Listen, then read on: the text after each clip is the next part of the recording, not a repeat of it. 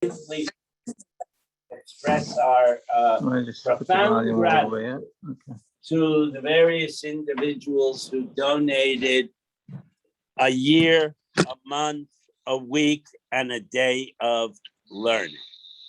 Okay, and is anybody there?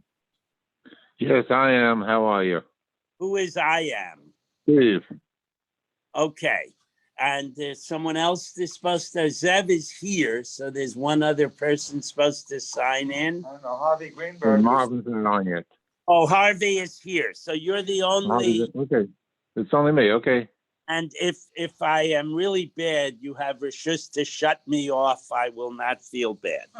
We are 6 lines from the top on Daled Amid Aleph.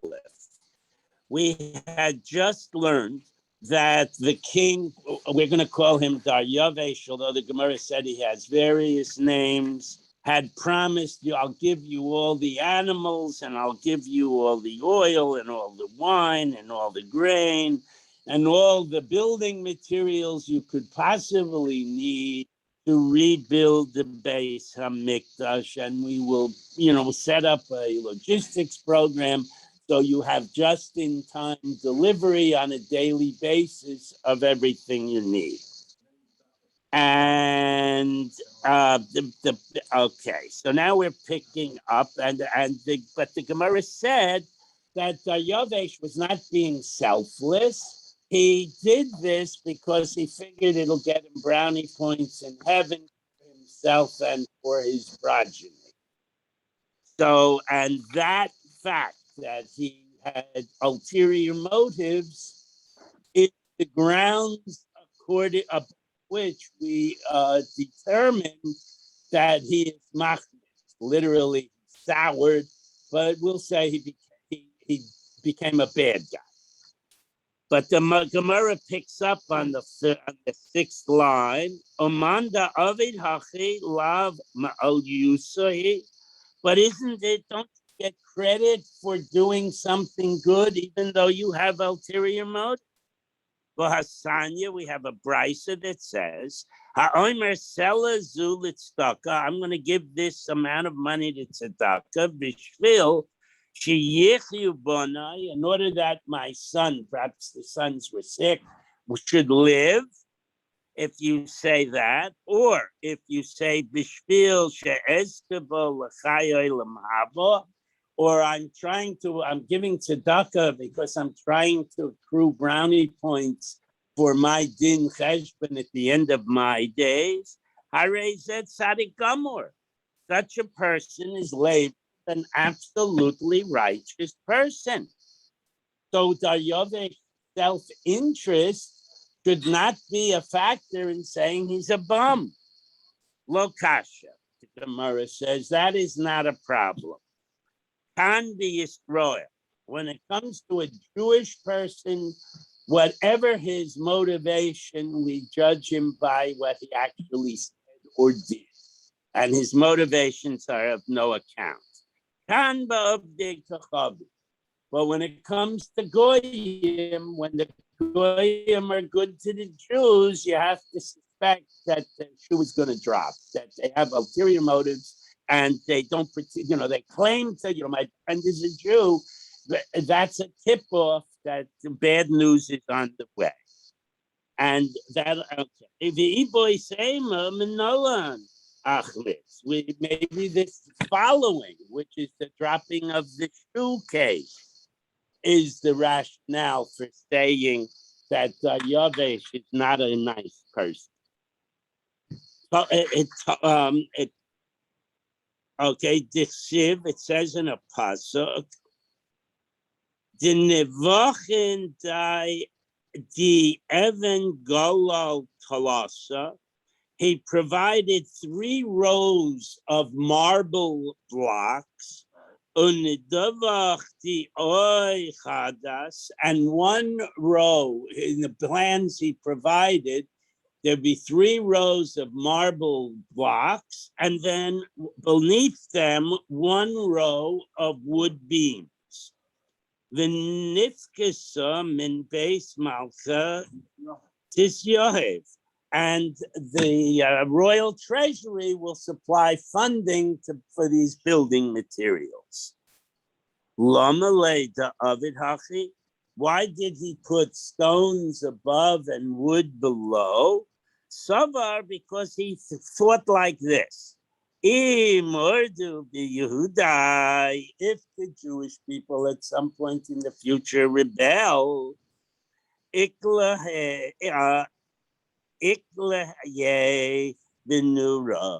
can burn the Beis Hamikdash down because there's wood toward the bottom. The wood will catch on fire. The structure won't be supported by the wood, and the stone walls will collapse.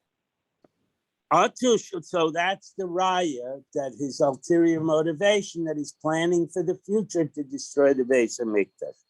The problem with that is Shlomo did the same thing. Atu Shlomo lo Ovid Hachi? Didn't Shlomo also alternate wood and stone?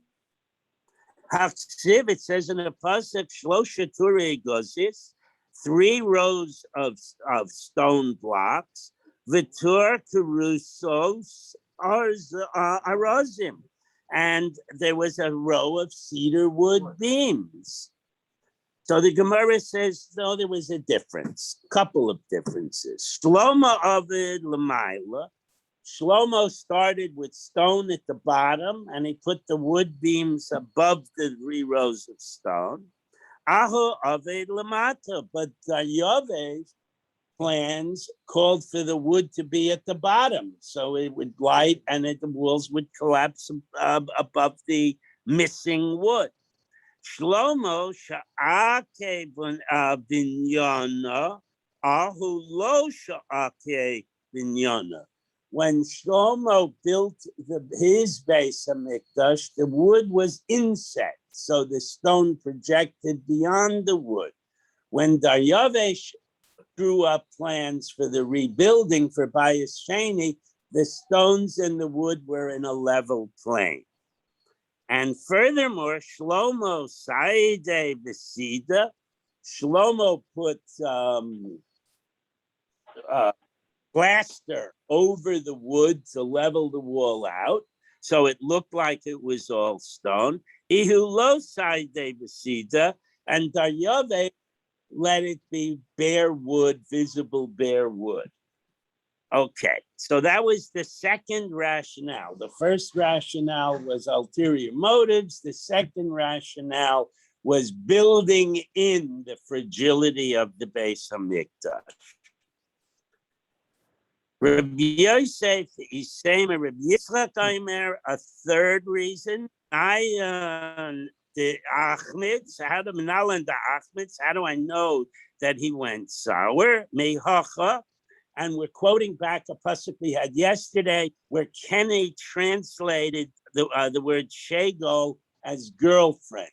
That was probably inappropriate because shego usually means royal consort. For instance, the queen, a person who is the mate and of the suzerain, but does not have royal status in and of him or herself. So, for example, Lahavdalel Avdallah's Queen Elizabeth's husband, Philip, was the royal consort. He was a prince, he wasn't a king, and even his princeship was given to him by the queen. So we go back to the El Paso. And Mehacha from the following pasuk. V'yomer li Hamelech, the king said to me, V'hashegel yosheves atzlo, and his shegel, I won't translate it yet, was sitting beside him. My shegel, in that pasuk, what's the meaning of the word shegel? Omer Rabba Bar Lema, Mishmei de Rav. There's a Messiah from Rav to Kalbisa. It was a female dog. Simply put, it was his beloved dog, and I use that as gufnaki. He had this intimate relationship with a dog that he called Queenie. Elamiyata. So, but if you're going to say Shega means a female dog, Me'ata Haksiv, how do you handle the following pasuk? Vial Mora Shemaya Yisromamta. The Persian king elevated himself to what he perceived to be a level of a deity. Or Lamanya Dibese and the Kalim, the clay shuris from the base of Mikdash, Yahasiv Tadmach were brought before him. The aunt and he, Rav Ronach and his royal cabinet, Sheglosach and his consort, we'll translate it here, Vahache Nosach and his concubines, Chamra Shasin Bahaim, all use these clay kodesh to drink wine for themselves. So now, if you say the e shogol kalbasa, if you tell me that the word shegal means a dog, kalbasa bas mishtai chamrahi, are dogs able to drink wine? Halakasha, not a problem. The malfa law, you train the dog to drink wine. The shasya, and the dog will drink wine. So far we're supporting that it means female dog. Alamiyata dixi. But how do you deal with the following pasuk, which is from Navi in praise of Bnei Yisrael? What do you do with the following pasuk? Malachim v'yikro secha. In the times of Yemos Mashiach, the daughters of kings will praise the Jewish people, will give honor to the Jewish people. Nitzvah shegel liminecha, and a shegel, meaning a queen here, clearly will be standing next to Israel, the Kesem Ophir, clad in the jewelry of Ophir. That's praising the Jewish people. Ishegel Ovesa. If that shegel means a female dog, Maika Mavaser Lahu Navi Yisrael. How can this pasuk be praising the Jewish people? Hachikamar. So they twist the pasuk a little bit and they say, here's how you have to darshan it. V'schar shechaviva Torah Yisrael, that the Jewish people think of Torah as so beloved to them, keshegel of the kachavim, like this dog that was his mate was to Daryashav. And Zechisam lekesroifer, and the Jewish people will be rewarded with the kind of jewelry that Persian nobility wore. So that was another example. But the Gemara's know that really the word shegel does indeed mean royal consort. No, it really means queen. Rabba Bar Lema Gemara Gemira Law. Rabba Bar Lema had a Messiah, an ancient tradition that Daryavesh's dog was Queenie. The Amre Kore Le Shegel. So why does the pasuk call this dog a queen? Shahoisa Chaviva Alav Keshegel.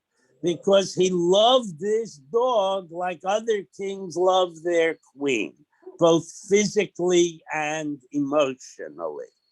Inami, if that, another possibility, if you don't want to say he's such a lowlife that he engages in bestiality, but he still could be a lowlife having a pet dog.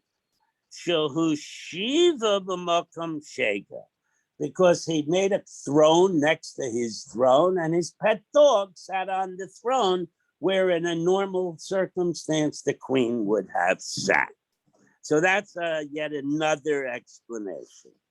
But then we have the final explanation, which will go back to the promise of building materials. There's another possibility why we say we have a raya that he became a bad guy, that he's soured. The new pasuk says, Ad kesech tikrin meya. I'll give you 100 tikr of gold, of silver. Ad chintin karin meya. And I'll give you 100 kur of grain. The ad chamer batin meya, and I'll give you 100 bathtubs full of wine. The ad batin meshach meya, and I'll give you 100 bathtubs full of oil. Umelech tila, and as much salt as you can possibly consume. So that's the pasuk. The earlier pasuk, whatever you want, I'll give you. And this pasuk, with the actual deliveries, were limited. Custom, etc. It's okay. Me'ikora below kitsusa hashta b'kitsusa. So the earlier pasuk says, whatever you need, I'll supply. And this pasuk, albeit generous, put limits on the deliveries. So maybe that's the recognition that he was not quite as generous as he thought. I pledge $1 million to the show. I write a check for $500,000. It ain't what I promised. But Dilma meikora lo have kimle b'titzosa. So maybe initially he said, look, I'll give you whatever you want. And now they put in a requisition, and he delivered the volumes of what they requested. Maybe it's not a negative. So Ella mechavarta deshainin meikora. So the bottom line is we go back to the very first reason that Daryavesh had ulterior motives, and that's the indication he wasn't truly selfless, and that's the indication he wasn't the greatest king in the world. And therefore, while at the beginning of his reign we numbered him from Nisan, we're now shifting. He's a Goyish king, he's just like other Goyim, and we're labeling him from Tishrei. Okay, so the next thing in the Mishnah, it said that Nisan is Rosh Chodesh for kings, and then it says Nisan is Rosh Chodesh for Regalim. So we're going to go into that. Regalim be'echad Nisan hu is the first holiday on the first day of Nisan. B'chamisha asar b'Nisan hu. The Pesach is on Pesach, Chag HaMatzos is on the 15th of the month. Rav Chisda, Regel Shabo Rosh Hashanah l'Regalim. So there are two, the Chazal translate this two ways. The first way, the more simple way, is Nisan, the Rosh Chodesh Nisan typifies the month in which the first holiday will occur. The Rashash says that this is like Tu B'Shvat, that this might be a statement that the Rosh Hashanah l'Regalim is actually the 15th of Nisan. But we'll stick with the normative shot that it's the first of the month because the first holiday is in that month. So who cares? Why do I have to know that Pesach is the first holiday? What's the practical implication? We derive the halachas of making pledges to the Beis Hamikdash, or nowadays to charity, from this statement that Pesach is the first of the holidays. When you make a pledge to charity, or in those days, an animal, there are two aspects. Aspect number one, you make a pledge, you have to redeem it. You can't say, I'm giving 50 grand to the building fund, and then send in 5,000. That would be an Aveira. The second aspect is you can't take your sweet time about redeeming your pledge. You have to meet your commitment in a timely manner, or you're over an Isur called Baltacher, pushing it off too far. So when we start labeling the holidays from Pesach, it's to determine where the deadline for Baltacher is, okay? L'mekim alei Baltacher, because we established the concept of Baltacher based on Nisan being the beginning of the holiday sequence.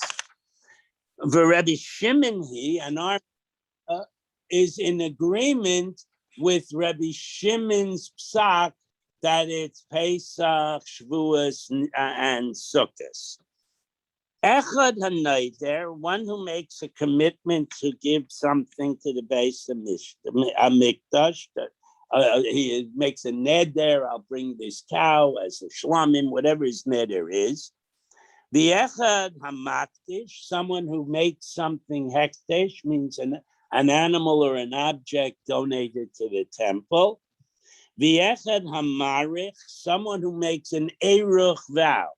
The Torah stipulates that if you say arich alai, my eruch, that based on your age and sex, it's stipulated amounts of money. The echad hamarich, kegen she'avru alav shalosh regalim over baltacher. If you then delay fulfilling your commitment longer than 3 holidays, you are over Baltacher. Okay. Rabbi Shimon Aimer, now here's where we say our Mishnah is in accord with Rabbi Shimon. Shalosh regalim kisidron. When it says 3 holidays, it means 3 holidays in the order they appear in a pasuk. The Chag HaMatzos, Tchila, and Pesach comes first.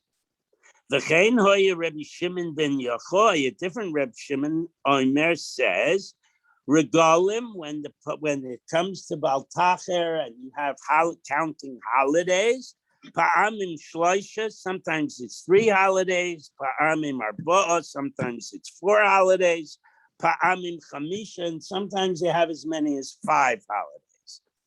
Nader lifnei Pesach, if you make the pledge, say at Purim time, shloisha, then you have 3 holidays, Pesach, Shavuos, Sukkot. Ketzad, how does that work? Lefi, okay, now, how does it go to be 4? Ketzad, neder lifnei Pesach, we said that already. Lifnei Atzeres Chamisha. If you make your pledge between Pesach and Shavuos, then you have Shavuos, Sukkot, then you start the cycle, Pesach, Shavuos, Sukkot, so you would have 5 holidays to pay up. Lifnei HaChag, Arba. If you make the pledge sometime in the summer prior to Sukkot, then you get a freebie on Sukkot, and you get Pesach, Shavuos, Sukkot, so you get 4. So Rav Shimon Bar Yochai backs up Rav Shimon's interpretation. The Stam Rav Shimon is Rav Shimon Bar Yochai. That's what they were saying. That's right. Okay, so this is a expansion. Okay, fine. Tana Rabbanan, we have another memra about Baltacher. Chayave hadamin. If you say, I will give the shul my commercial value. In Torah times, it would mean the amount I would get if I sold myself into slavery. Today, it would be my annual salary. That's how much I'm going to give. Or eruchin, or if you make an eruch vow, as we explained earlier, v'charamin, or you put something in chayrim, which means it's an object, and it'll either go to a Kohen or to the Bedek Abayis, depending on what you said. V'hekdeshos, or you put something into hekdesh. Chatos, or ashamos, if you pledge a chatos or an asham, you did something wrong. Oilos, Vishamim, all types of korbanos, tzedakos, straightforward contributions, or maisros, or you true meiser of grain, a bachor, if you have the firstborn animal, or meiser, here it's meiser behema, or Pesach, or you say this shepsel is going to be a korban Pesach, turn the page. Lekach Sichva V'Teya, or the agricultural commitments to poor people. Kevan She'avru Aleihem Shlosh Regalim, if you make the obligation, set up the obligation, and you miss 3 holidays over Baltacher, you violate Baltacher. That's all one view. Rabbi Shimon Omer Doesn't Shlosh. matter how many you miss. I mean, if you miss one, you miss one. No. You make the pledge. And now, depending on how we darshan, how long you have as long as you have. So up till now, we've said, Reb Shimon, you have up to 3, 4, or 5 holidays, depending on when in the year you made the pledge. And all we've done right here is give a rather exhaustive list of all the kinds of things and circumstances in which you might have made a pledge to the Beis Hamikdash. Today, it would be pledging property or money to a charity, to be the violation of Baltacher. Reb Shimon Omer Shlosh Regalim Kisidra. He said, you, depending on when you make the pledge, you have to wait till Pesach and count Pesach, Shavuos, Sukkot, and you have to have paid off before Shmini Atzeres. Okay, Reb Meir Aimer, Kevan she'over aleihem regel echad over Baltacher. No, you get one holiday. You make the pledge by Purim, you got to redeem it Pesach. You make the pledge a couple days before Shavuos, you got to redeem it on Shavuos when you go a little regel. So you make it during the summer, you got to redeem it for Sukkot. You make it during the winter, you got to redeem it on Pesach. You do not get the extended term that Rav Shimon would have afforded you. Rav Eliezer ben Yaakov Aimer, Kevan she'avru aleim shnei regalim over Baltacher. He says you get 2 holidays. You make the pledge in the winter, you got to redeem it by Shavuos. If you make the pledge in the spring, you get Shavuos and Sukkot. If you make the pledge in the summer, you get Sukkot, and then you have to redeem it on Pesach. 2 holidays. Rabbi Elazar Rabbi Shimon Aimer, Kevan she'over aleim Chag HaSukkos, over aleim Baltacher. He says, you know what? Forget all these cycles. Forget numerical numbers of holidays. Sukkot is always the deadline. If you make the pledge on Shmini Atzeres, you'd have a week less. You'd have a year less a day. If you make the pledge the day after Yom Kippur, you'd have 3 days. It's always Sukkot that you have to redeem your pledge. And they all derive it from Sukkim, as we are about to learn. My time, the Tanna Kama, what's the rationale for the Tanna Kama who we postulated was Reb Shimon? No. Tanna Kama says 3. Yeah. Oh, okay. Sorry. Right. Any 3. Michti, let's look at it. Minayu Salih. The pasuk Sukkim prior to the pasuk we're going to now state mentioned that you have to go to Yerushalayim on holidays and you have to bring korbanos. Mahader umichtiv. So why does the pasuk go on to say and possibly repeat itself? Those words are brought explicitly in the pasuk after it told you you got to go to Yerushalayim and bring your korbanos on the holidays. Shema mina leBaltacher. So the only reason for the repetition, according to the Tanna Kama, is to teach us you get 3 holidays to pay up your bills. Reb Shimon Aimer, he says, Ein Tzurich Lomer B'Chag HaSukkos. Fact of the matter is, the previous wording before the one cited explicitly talked about Sukkos. So why does the pasuk have to repeat Sukkos? Okay, Shabo Diber Haksub. The pasuk already told us Sukkos. Loma Nemar. Why is it said again? Lomar, to teach us Achron, that Sukkot is the last of the 3 holiday cycle. Thus, it begins with Pesach.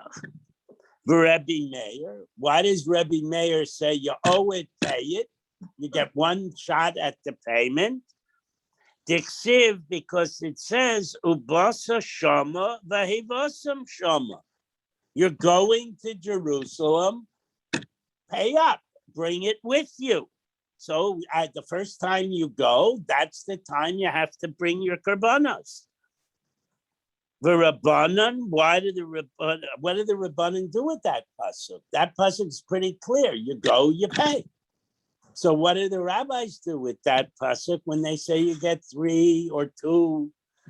Okay, Hu the Osa. That pasuk sets up the positive command. You make the pledge, you got to pay it. And then if you are late in paying, you're over Baltacher.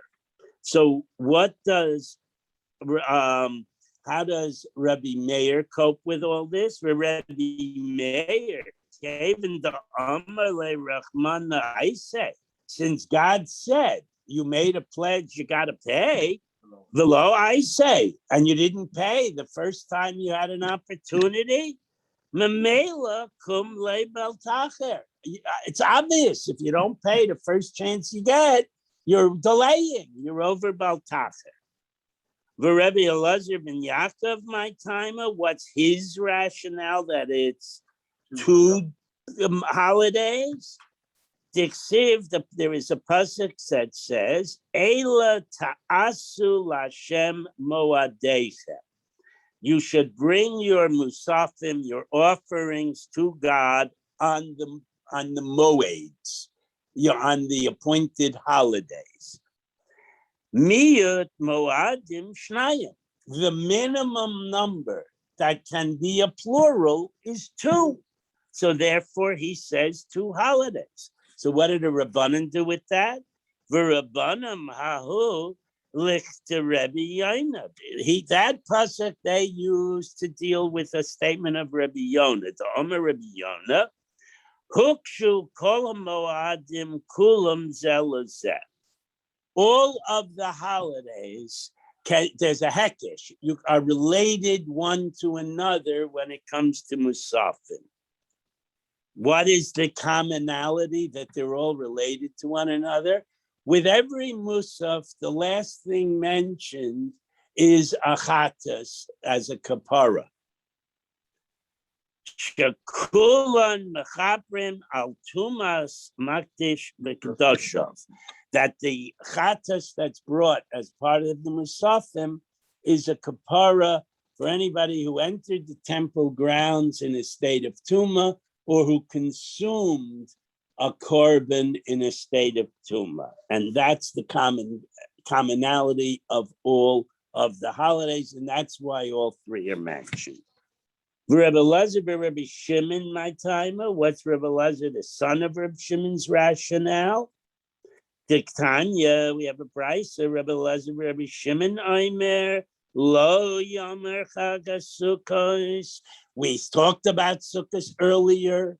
The only reason we're mentioning Sukkot again in the pasuk, Shabo Diber HaKasuv. The pasuk said Sukkot already once. Loma Nemar. Why does it say a second time? Lomer Shezegoyre. That's the determinant. If you miss a Sukkot, you are over Baltacher. So again, you could pledge it on Shmini Atzeres, you'd have a whole year less a week. or you could pledge it between Yom Kippur and Sukkot, you'd have only a couple days, or similarly through the whole calendar. Okay.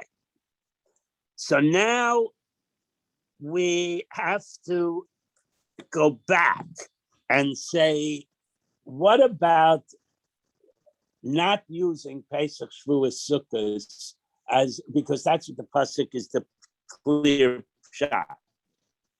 V'Rebeir v'Eliezer ben Yaakov, what are they? Hi, b'chag hamatzos, b'chag Shavuos, b'chag Sukkos. My darshu. What do they do with these quote superfluous unquote words in the pasuk? How do they learn those words? Mi boy lahu ke Rebbe Eliezer Omar Rebbe Yoshaya. They use these words to support a memra from Rebbe Eliezer in the name of Rebbe Yoshaya. The Omar Rebbe Eliezer, Omar Rebbe Yoshaya, he quoting Rebbe Yoshaya, Minayin la'atzeres sheyesh lo tashlumin kol sheva. How do, there's a, I'll interrupt myself, there's a concept that when you come to Yerushalayim, you're supposed to bring a korban re'iyah and you're supposed to bring a chagiga. And if you stay long enough to eat up the whole chagiga, you have to bring additional shlamim that serve as your meals for the holiday. Now, Shavuos is over, and you have 10 million Jews showing up to bring re'iyas and chagigas. It's pretty difficult, nay, impossible to do all that in one day. But it's only a one-day holiday. So halacha tells us that you have 7 days. You have the day of the holiday plus 6 more days in which to bring these obligatory korbanos. How do we know that? Talmud Lomer, b'chag hamatzos, b'chag Shavuos, b'chag Sukkos. The commonality, chag hamatzos, makesh chag Shavuos l'chag hamatzos. We make a hekesh between the one-day holiday of Shavuos and the 7-day holiday of Pesach. Ma chag hamatzos yesh lo tashlumin kol shiva. Just as you can bring your chagiga anytime in the 7-day period. Af chag Shavuos yesh lo tashlumin kol sheva. So too, you get a whole week to bring to be mashlem the korbanos that you owe for Shavuos. Why do we make the hekesh backward to Pesach? Why don't we make the hekesh forward to Sukkot and give the guy 8 days? The lekesh chag Sukkos. Let's make the hekesh from Shavuos to Sukkos. Ma'alahan and Shmoina. On Sukkot, you have 8 days. Shmini Atzeres is a yontif b'fnei atzmo. We'll get there in a minute. But if you still haven't yet brought your chagiga on the 7 days of Sukkot, the halach is you can still bring it on Shmini Atzeres and it's valid. Afkan Shmona. So let's give 8 days to Sukkot. I'm sorry, to Shavuos. Shmini regel b'fnei atzmohu. Gemara says just a minute. How can you tell me you could bring it on Shmini Atzeres? Everybody knows it's either Shmini Achag Atzeres or Shmini Atzeres Achag. But in either case, we use the word Chag. It's its own holiday. Amor da Amrin and Shmini regel b'fnei atzmo. It's only considered a separate holiday le'inyan tezer kashif. With regard to 6 items, they are pious. The Kahanim do a separate lottery for who gets to do what korban on Shmini Atzeres. Zman, you make a separate shechianu with Kiddush on Shmini Atzeres. Regel, it's called a holiday. Korban, the korbanos, the musaf for Shmini Atzeres are distinctly different than the descending korbanos on Sukkot. Is just one par, etc.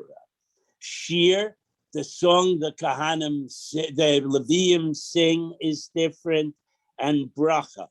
On the initial dedication of the first Beis Hamikdash by Shlomo.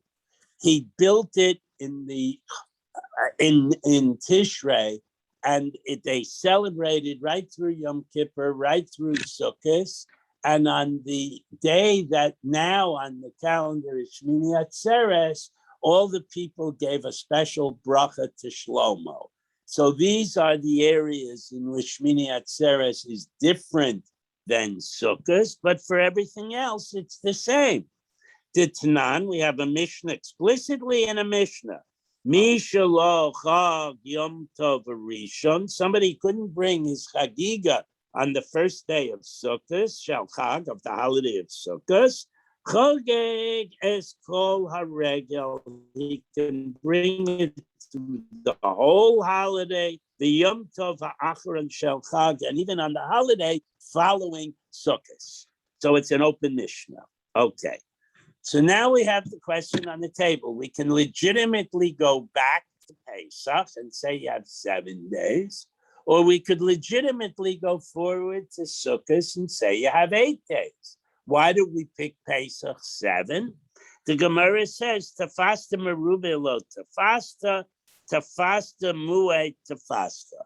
It literally means if you try to grab more than you can hold, you're not going to get anything. But if you grab only what you can hold, you're going to get something.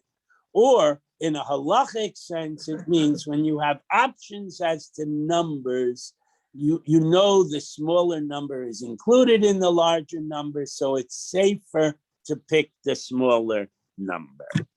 Okay. Ela lamai hilchas kasvei rachmana chag hasukos. So bottom line, the pasuk started out talking about Sukkot, then it tells us there's Pesach and Shavuos too, and then it throws in Sukkot again. What's the bottom line of why? And we're dealing with this Hekesh business. What's the bottom line of repeating Sukkot again? Le'akushe l'chagamatzos, because we want to make a Hekesh between Pesach and Sukkot. Turn the page. Ma'achakamatzos toin lina.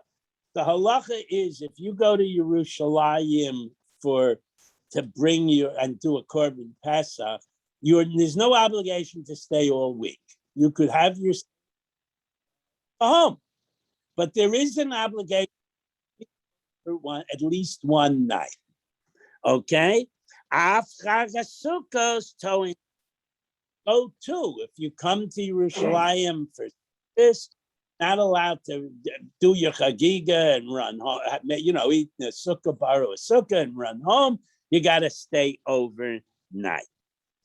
Hasam and Alan. How do we know that's the case? Diksiv upanisa baboker v'halachta la'ohalecha. In the morning, you can turn around and go back to your tent, go back to your wife, go home.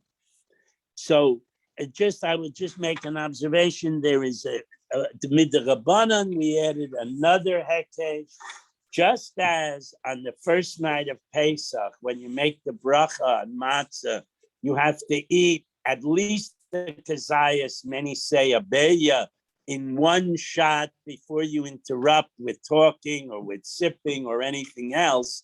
So too on Sukkot, when you make a leishev and then you make a motzi, you must eat a beya of bread in the sukkah and without any interruption. You do not, however, have to leave.